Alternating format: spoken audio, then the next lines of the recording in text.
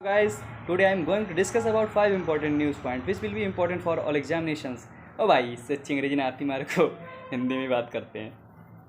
तो अभी 13 सितंबर 2022 को अंतर्राष्ट्रीय सांकेतिक भाषा दिवस का आयोजन किया गया था और जिसका विषय था साइन लैंग्वेज यूनाइटेड अस, यानी कि सांकेतिक भाषा हम सबको संगठित करती है। इसका संबंध जो मूक यानी कि जो बोलने और सुनने में असक्षम जो लोग होते हैं उनके लिए उनके संरक्षण के लिए इसका प्रारंभ किया गया था। यूनाइटेड नेशन की घोषणा के पश्चात 2018 के पश्चात इसको प्रारंभ किया गया था और भारतीय सांकेतिक भाषा अनुसंधान और प्रशिक्षण केंद्र नई दिल्ली के द्वारा भारत में इसको मनाया गया था, जो कि सामाजिक न्याय और अधिकारिता मंत्रालय के अंतर्गत कार्य करता है।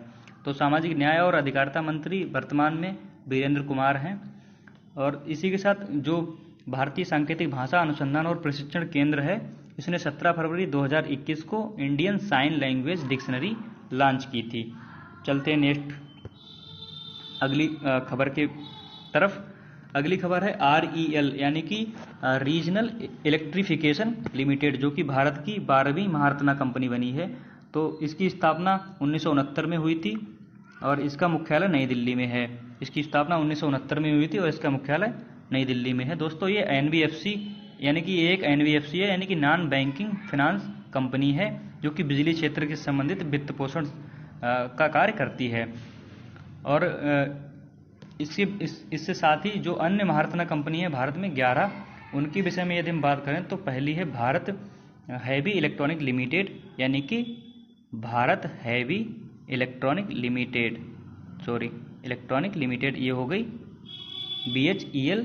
दूसरी है भारत पेट्रोलियम कॉरपोरेशन लिमिटेड, यानी कि भारत पेट्रोलियम कॉरपोरेशन लिमिटेड, यानी कि BHCL। तीसरी हो गई कोल इंडिया लिमिटेड, यानी कि CIL। चौथी है भारतीय गैस प्राधिकरण लिमिटेड GAIL, यानी कि GAIL। पांचवी है HPCL, यानी कि हिंदुस्तान पेट्रोलियम कॉरपोरेशन लिमिटेड। अगली है IOCL, Indian oil corporation limited.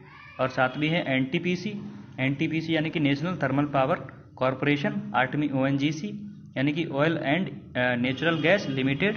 और नवी है steel authority of India limited, यानी कि SAI।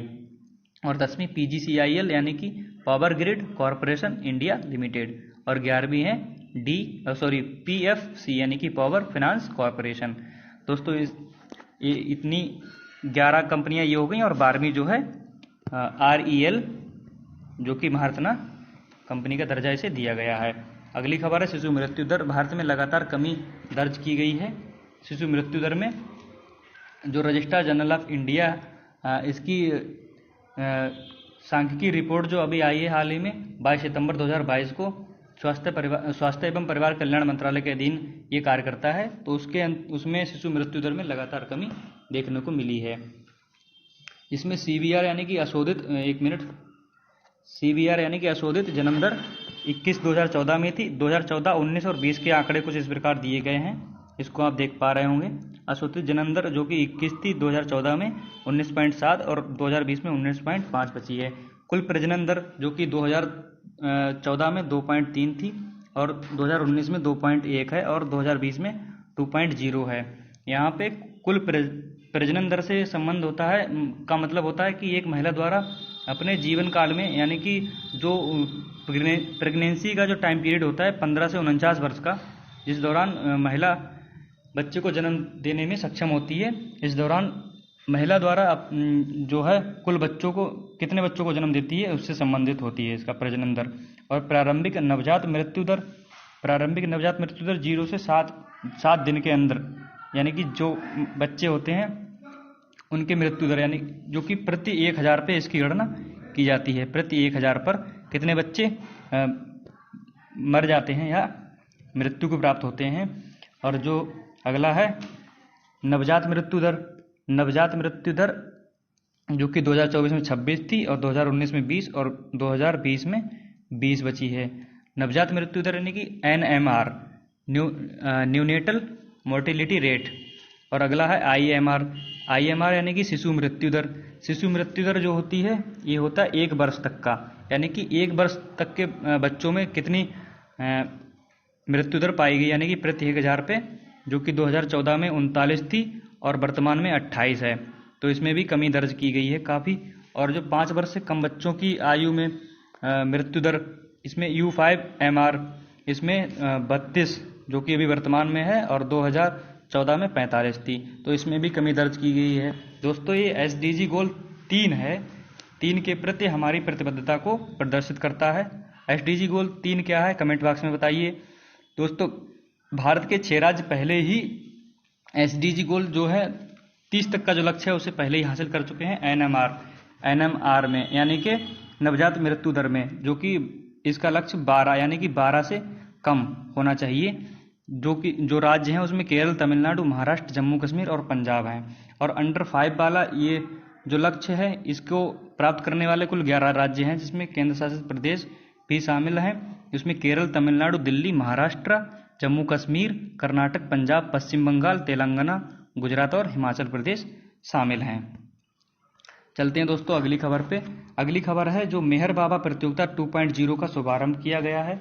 तो मेहर बाबा प्रतियोगिता है क्या? ये एक्चुअली ये एक झुंड ड्रोन आधारित एक प्रणाली है, जिसमें जो वायुयान होते हैं, वायुयान की जो सतह होती है उसमें जो हवा में वस्तुएं या जो कचरा होते हैं उनको साफ करने से संबंधित है, उनकी सफाई से संबंधित है। ये इसका जो पहला चरण था वो अक्टूबर 2018 से अभी 2022 तक, अक्टूबर 2022 तक संचालित हुआ था। और जो दूसरा चरण है अभी 6 अप्रैल 2022 से शुरू हुआ है। ध्यान रहे दोस्तों, ये मेहर बाबा प्रतियोगिता का दूसरा चरण है। अगला जो महत्वपूर्ण बिंदु है, आज 24 सितंबर 2022, जैसा कि आप सभी जानते हैं 24 सितंबर 2014 को मिशन मंगल लॉन्च किया गया था भारत के द्वारा, जो कि भारत के लिए एक बहुत बड़ी उपलब्धि का दिन है, क्योंकि भारत ने पहले ही प्रयास में मंगल की कक्षा में अपना उपग्रह प्रक्षेपित किया था, जो कि ऐसा पहला देश था जो पहले प्रयास में प्रक्षेपित करने में सफल हुआ था। तो मंगलयान को कुल 10 माह 19 दिन का समय लगा था, और ये बहुत ही सस्ते यानी कि बहुत किफ़ायती लागत पर यह देश का पहला मंगल मिशन था। तो दोस्तों आज की चर्चा में बस इतना ही। कैसी लगी हमारी ये जानकारी और वीडियो, कमेंट बॉक्स में ज़रूर बताइए। और